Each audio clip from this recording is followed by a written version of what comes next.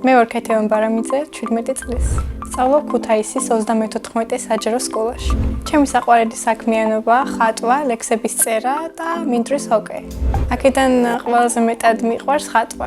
ხატვაზე არ დავდიოდი და ვარ თვითნასწავლი მხატვარი. ხატვა დავიწყე ბაღში 4 წლიდან, მაგრამ შემონახული მაქვს 6 წლის შემდეგ ნახატები. ახლა მაქვს შენახული დაახლოებით 50 ნახატი. ხატებს იმიტომ ვინახავ, რომ პირველ რიგში არის მოგონებები, რაც შემიძლია რომ ვაჩვენო ჩემს შვილებს, შვილიშვილებსაც და უბრალოდ მენანება დასაკარგავად.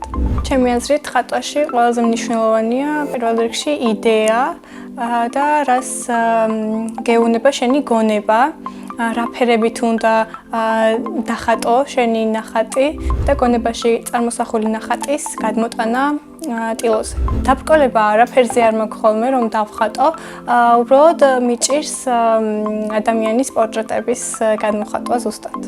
ყველაზე რთული არის ადამიანის ნაკვთების და სიმეტრიის გადმოცემა ფურცელზე. ყველაზე ადვილი ალბათ ბუნების დახატვაა ჩემთვის. ჩემი საყვარელი ფერი არის ლურჯი და არ მიყვარს წითელი. ჩემთვის წითელი სიფიცხესთან, გაბრაზებასთან ასოცირდება, რაც ჩემთვის ჩემს გონებასთან არ არის ახლოს. ნახატების გაყიდვა არ მიყვარს, მაგრამ ბავშვობაში ბაბუაჩემი მახალისებდა ხოლმე და ყიდულობდა, მაგრამ ყველაზე კარგი ის იყო, რომ ეს ნახატები ისევ მევრჩებოდა. ჩემი ნახატების პირველი შემფასებელია დედა, რომელსაც ყოველთვის პირველად ვაჩვენებ ხოლმე ჩემს შესრულებულ ნამუშევრებს და ვიღებ კრიტიკასაც და ასევე ჯანსაღ მოსაზრებებსაც. მე რომ ახლა კარგი მხატვარი ვიყო, ჩემს გამოფენას ვისურვებდი პარიზში. ხატვასთან დაკავშირებით ვფიქრობ, რომ ეს დამრჩება ჰობად და როდესაც მუზა მექნება იმისთვის, რომ რამე გადმოვცე ნახატზე, ამას ყოველთვის შევასრულებ. რა თქმა უნდა, ჩემიც, როგორც ყველა მხატვრის ოცნება, ჩემი ნახატები იყოს გამოფენილი მუზეუმში. ჩემს ოჯახში მამაჩემიც და ბაბუაჩემიც წერდა ლექსებს ბავშვობაში და ეს ნიჭი ჩემზეც გადმოვიდა და გამოვლინდა 17 წლის ასაკში. პირველი ლექსი იყო სამშობლოზე. და უმეტესად ლექსებს სამშობლოზე ვწერ.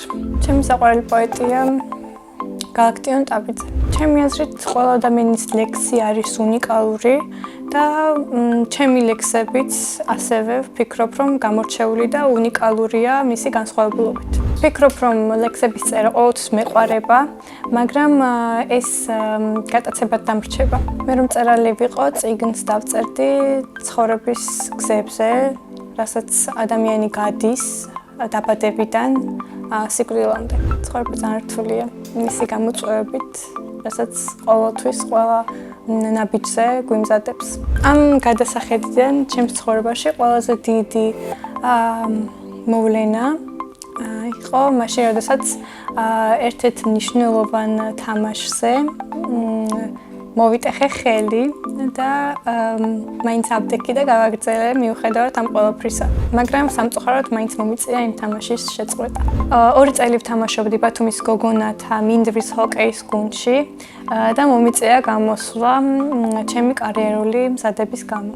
თამაშობდი მარჯვენა და მარცხენა თავდასხმელის პოზიციებს. მოედანზე ჩემი ყველაზე კარგი თვისება იყო დრიბლინგი.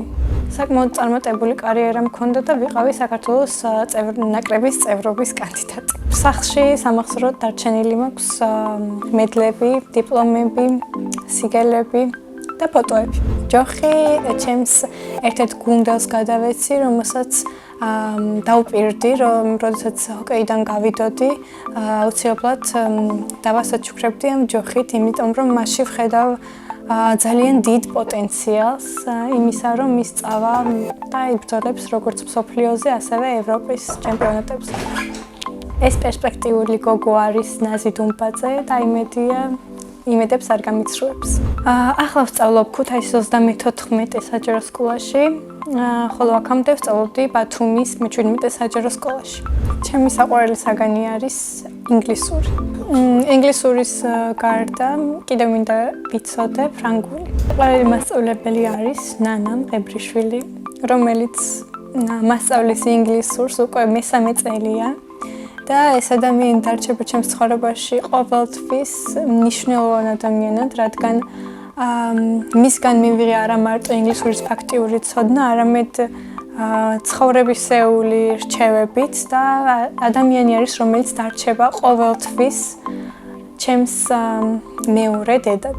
გადაწყვეტილი მაქვს, რომ ჩავაბარო ბათუმის შოთა რუსთაველის ფსიქოლოგიის ფაკულტეტზე და მინდა გამოვიდე ფსიქოლოგი. მინდა დავასრულო ასევე 6 წლიანი კურსი და მივიღო ექიმი ფსიქოლოგის სტატუსი.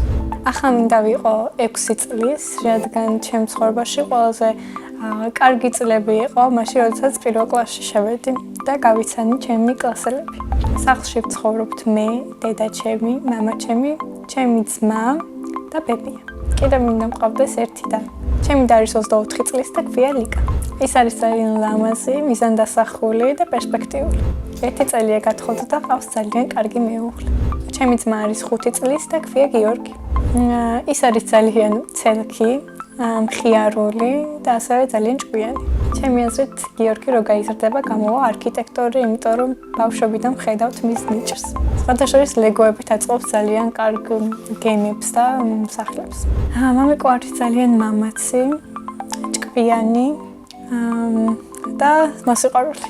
კიდევ არის სიმპათიური და აქვს ძალიან დიდი იუმორის გრძნობა. მე ვარ მამიკოს გოგო. დედიკო არის ძალიან ლამაზი, შრომელი და მოსიყვარული.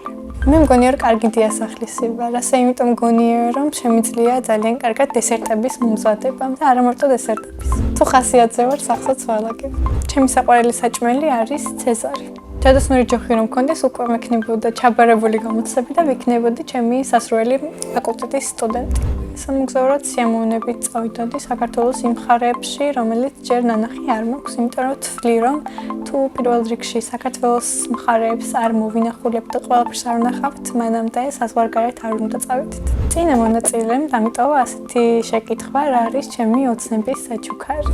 ჩემი ოცნების საჩუქარია ვან გოგის ნახატი.